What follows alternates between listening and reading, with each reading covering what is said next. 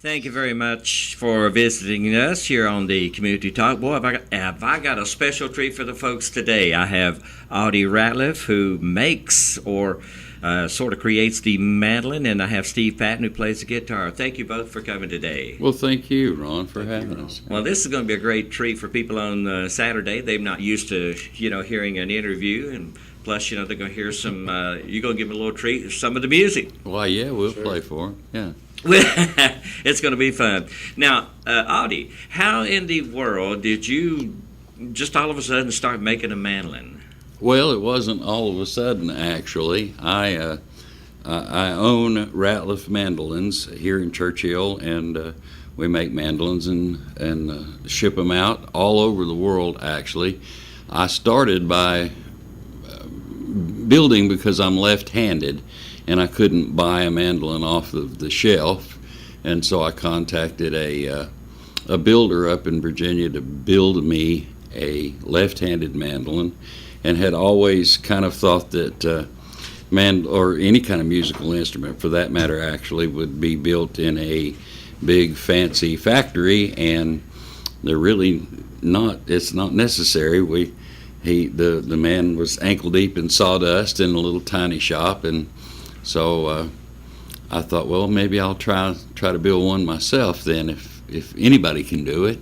And now 40-some years later, I'm stuck with what I do. That's what I do. I build mandolins. So.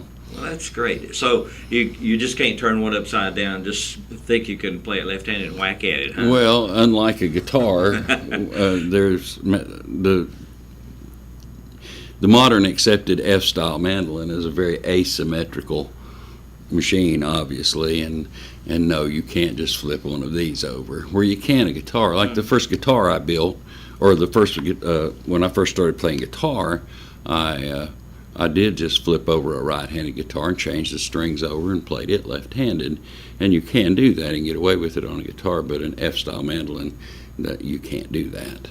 Now, you have one. It's beautiful. I'm looking at it right now, and on the top you have Ratliff in writing on the top. And, you have parts there. Now, how do you go about, we want to paint a picture for them, how do you go about making the body, that neck, and those little twisty things? Well, there's a bunch of little wooden parts. We'll start with taking long strips of wood and bending them to the shape, the outline profile that you want.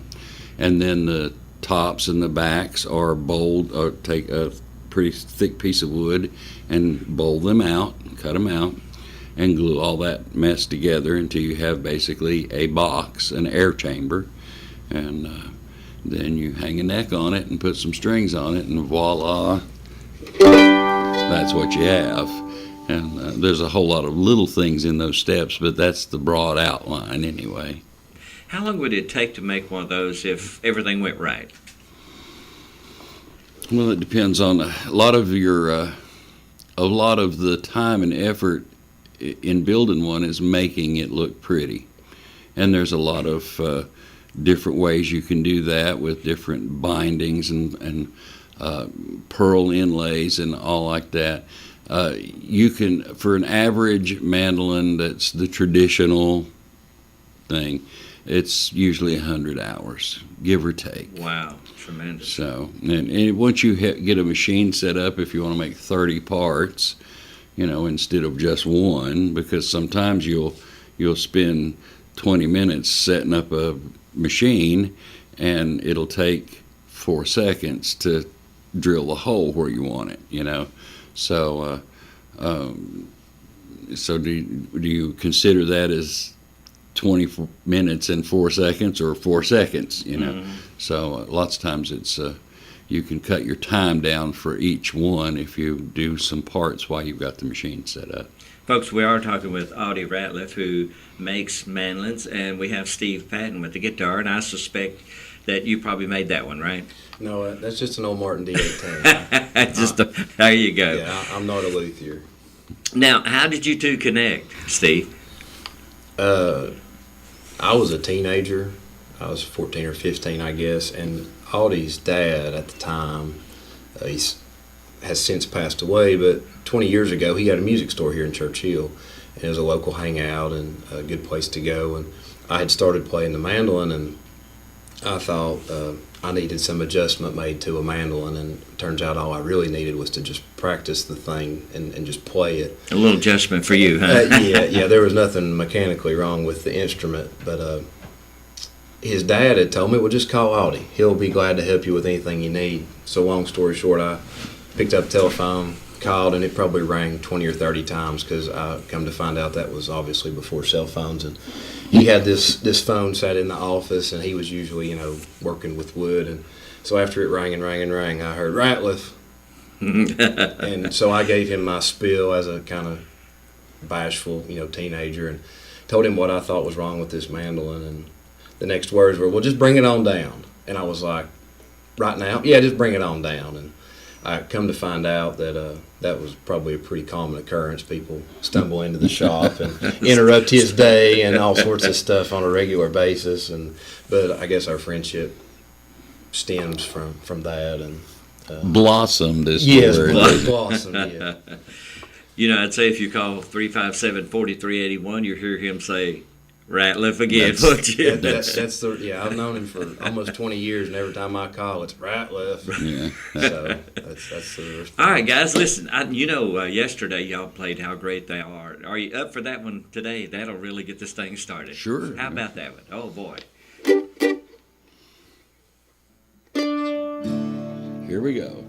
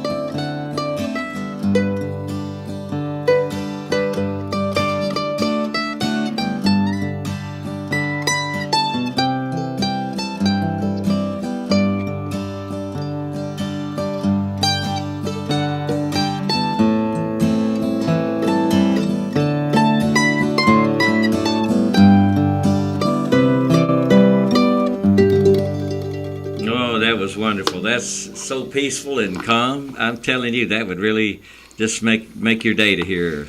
You guys got a CD out? No, but we do play on a regular basis and get out and do things like family reunions, office parties, and community events, wedding receptions, and weddings and things like that. We call ourselves the Laurel Duet. And we do get out and play. Play for people as well. Now, you do have a solo CD that is available that you've had maybe 8 or 10 years ago, I guess. I do have. Yes, I do have that. How would I get a hold of that?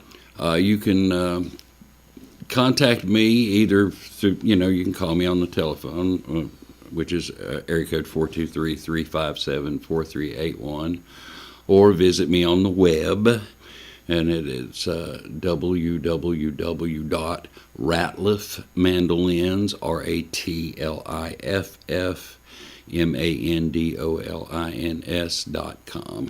Mandolins.com. It has all the contact information and tells all about building mandolins and what we have to offer and what we do, what I do.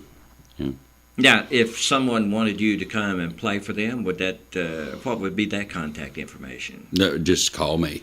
Get a hold of me, either email, and that's Audey at ratliffmandolins.com. But like I said, they can click through on the website or just call me at 357-4381, and we'll work it out. We'll come out to your event, no matter what it is.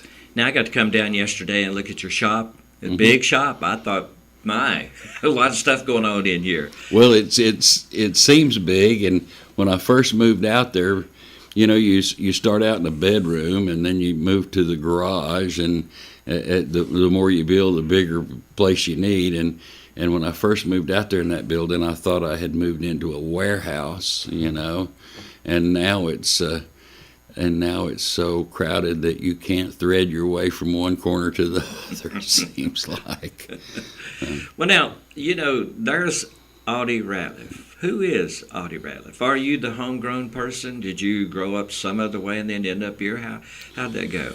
Well, my father worked for the FAA, which is the Federal Aviation Administration, and so early in life he transferred a lot, and we lived all up and down the eastern seaboard. Spent 2 years in Alaska, 2 years in Panama. But both my parents come from just over the line here in Virginia, between Big Stone and Pennington Gap, in a little wide spot in the road called Keokee.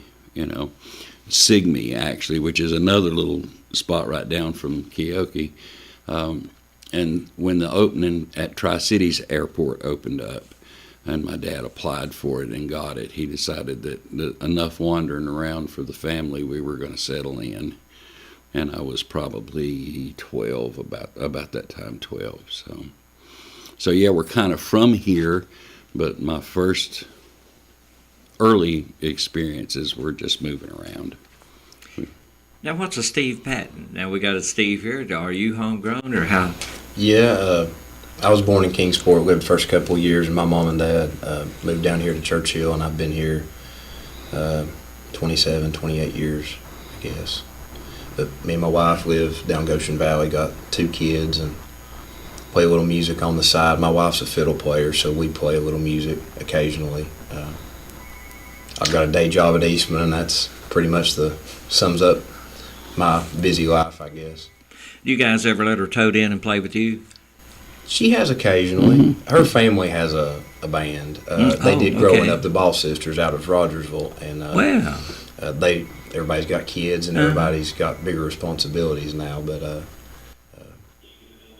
well, that is great. All right, guys, listen. We've talked enough. We want another song. We got to hear another song. Then we'll get back and talk about the music store. Okay. All right. Amazing Grace, then. Sure. Whoop.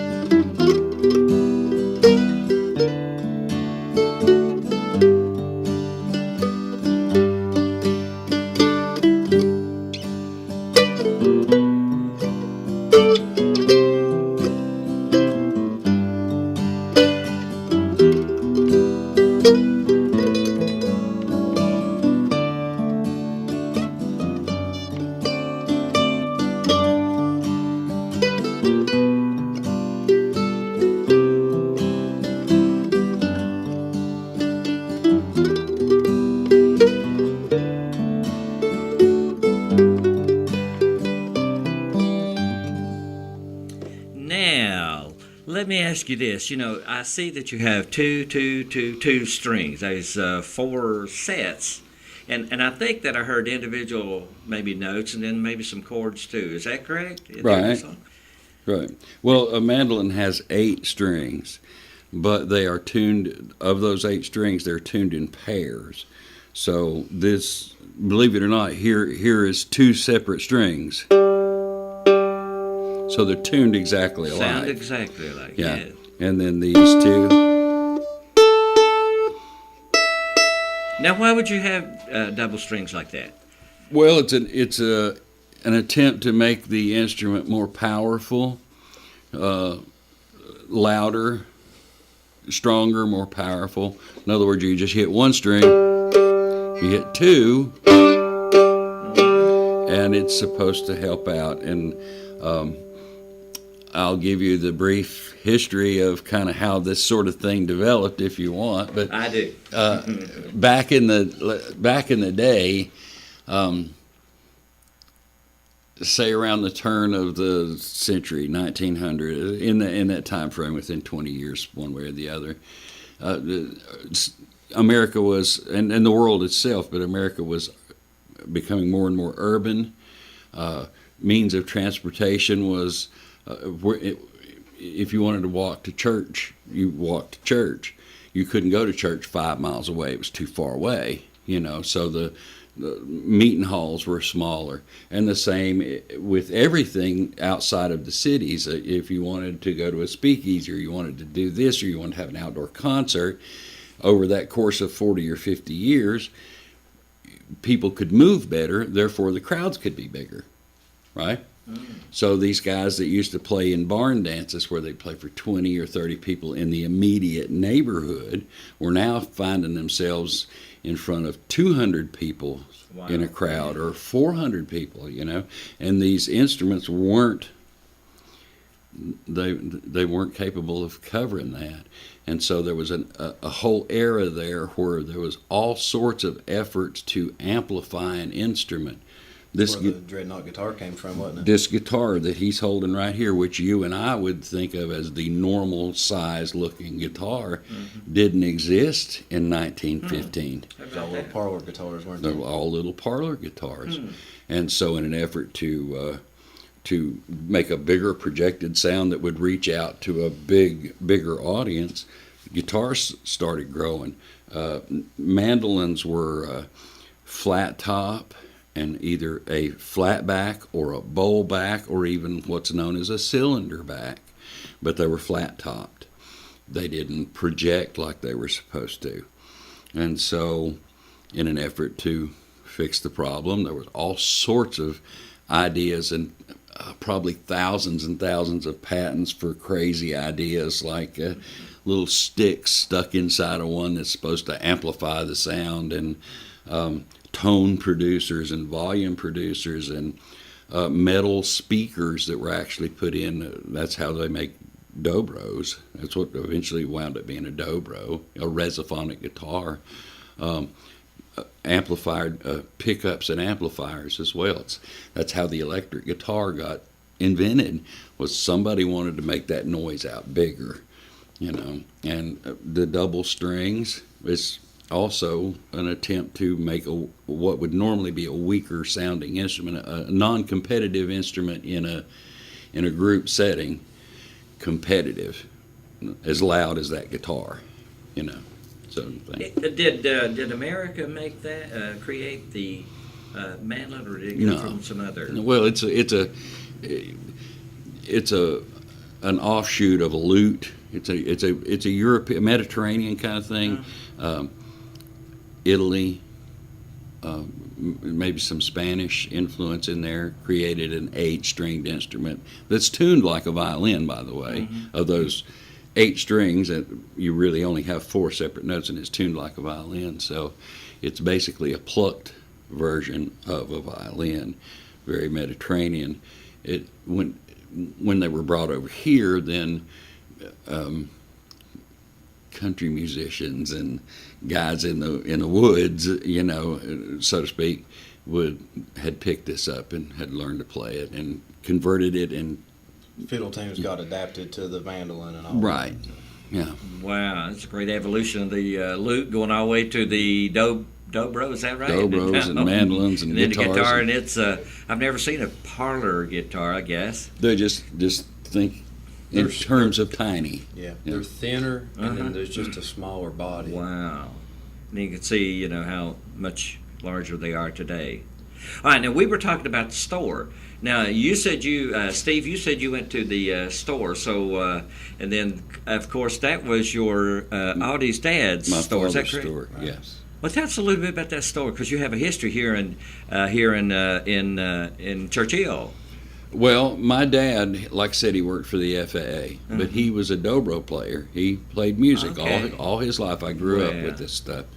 And when he retired, he wanted to kind of delve into it a little more, and so he opened up a music store here in Church Hill, right out the road from the radio station here, just down from the red light, in the main red light here in town. And I put in for a while I had my builder shop there as well, and he run it for 13 years until he decided that he'd had enough. And but he kind of focused on the acoustic and bluegrass musicians around, because that's what he was. Had a weekly jam session there, which would draw anywhere from 50 to 150 people. Sometimes you could go in that little music store and you couldn't. It was shoulder to shoulder, So. Oh, that many people. Right? Oh, there was nights there. There was a bunch. They'd spill out into the streets, and there'd be people playing on the side of the road in the whole 9 yards. Yeah. So, did y'all just get out there and jam and go on, or what? Yeah, on those nights, yes, yeah. It was just an open jam session. That is great. That really is. Well, folks, how about another treat for the folks out there listening? Let's give them a song, and I tell you, this is really a treat on a day like this, a beautiful day. Well, beautiful song. Would you like to do Silent Night? Sure. With this Laurel Duet thing that Steve and I do, we do an awful lot of, like I said before, wedding receptions and this sort of thing and that sort of thing. And one of the big things that we like to do and enjoy to do is office Christmas parties, and they come along at Christmas time. And Merry Christmas! Not that far away. So that's true. If you're out there and have a Christmas party planned for your company, why, let us come out and sit in the corner, and we'll just play Christmas songs like this one here. All righty. Let's see, we're in D, right? Here we go. Yeah.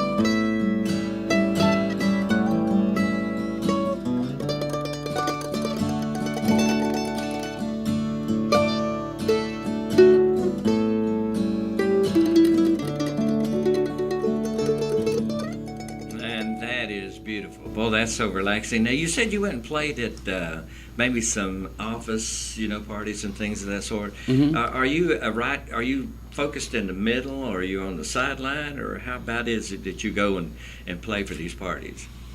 You mean like physically in the room? Oh, well, most of the far time. back in the corners we It's can far. Well, okay. For years, I played in groups, bands that put on. Their whole focus was to put on a show. Right. Right. So you put on a show with the on-stage patter and the whole 9 yards, and you would take a job, say let's just say playing a family reunion, and you'd be up there trying to put on your show. And you're watching everybody from, in the crowd, and you realize that you're trying to put on a show, and they want to talk to Aunt Susie that's drove in from Missouri, so they're having to try to, and it always occurred to me that always over the years, I thought, what you need to do is just have a smaller group, not a band, not put on a show, and just, if you want to have live music at an event like this, set the musicians over there, let them play instrumentals, kind of thing, and let them just make a noise. nice atmosphere for the event. Right.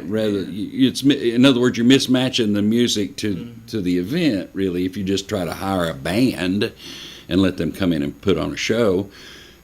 At an office party here that you were asking about, same thing. These people work together every year, and now they're going to relax together and sit and chat and talk about family. And you're getting to meet wives and kids and all this kind of stuff that you didn't get a chance to meet all during the year, right? Of your coworkers, and to have to sit and listen to a band try to put on a show and be overpowering it's really mismatched music to the event, and so.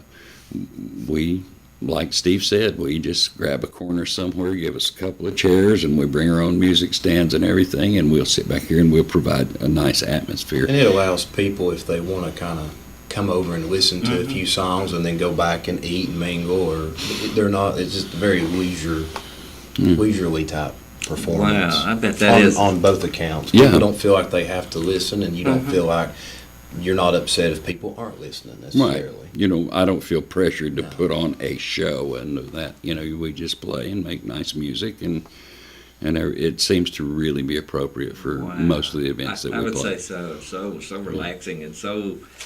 Yeah, you're right. It sets the atmosphere for the people. I really believe. Now, the little mandolin. If I wanted you to make me one, how would I go about contacting you? Well, and would you, number what's one, $100 if I bills, wanted, right? if I wanted you to make me one, would you make me one? I would be happy to. Oh, most great. of the mandolin, well, not most of the mandolin building business for me anyway is a mixture of music stores and individual orders.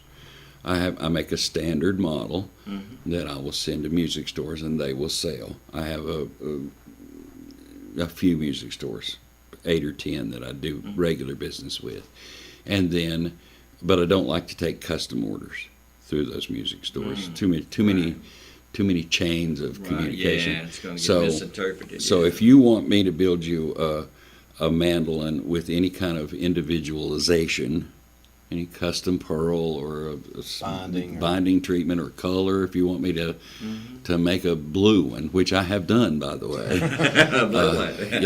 Yeah, for a band that was called Blue Bayou. Oh, well, and I guess that was appropriate then. Everybody in the band had blue instruments, Right. and so if you want something custom, then just contact me personally, and we'll hammer out what you want and what the details are and when I can get it built and delivered, and if there's any extra charges for the stuff that you want, Right. and that sort of thing, and that's how it's done. Now that phone number again for them to contact you. It's area code 423, of course, 357-4381. And then the website. RatliffMandolins.com. That's plural, yes. Yeah. And then your email. My email is Audey, and that's AUDEY at RatliffMandolins.com. Folks, I want you to know we've been talking with Audey Ratliff, who has a business here in Churchill, and he makes mandolins. And then we have Steve Patton, who's playing the guitar. And these two, the group, you two are called the what? Laurel Duet. Laurel Duet. If you'd like to contact them, again, we want you to go ahead and give them a buzz. Hey, we just got about a minute, so I want you to play us a song to get us off the air. How's that? Okay, well, how about something that we might play at a standard family reunion? All righty, let's do that. Let's do Wichita. All right.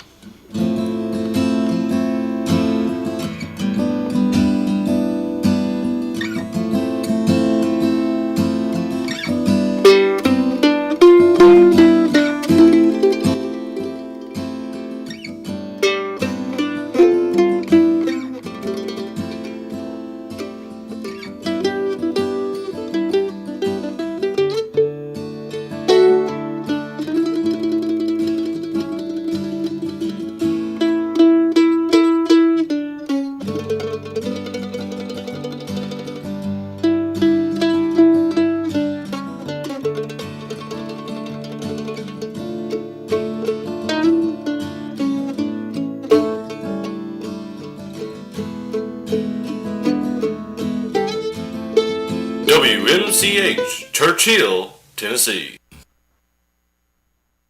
This program is a pre-recorded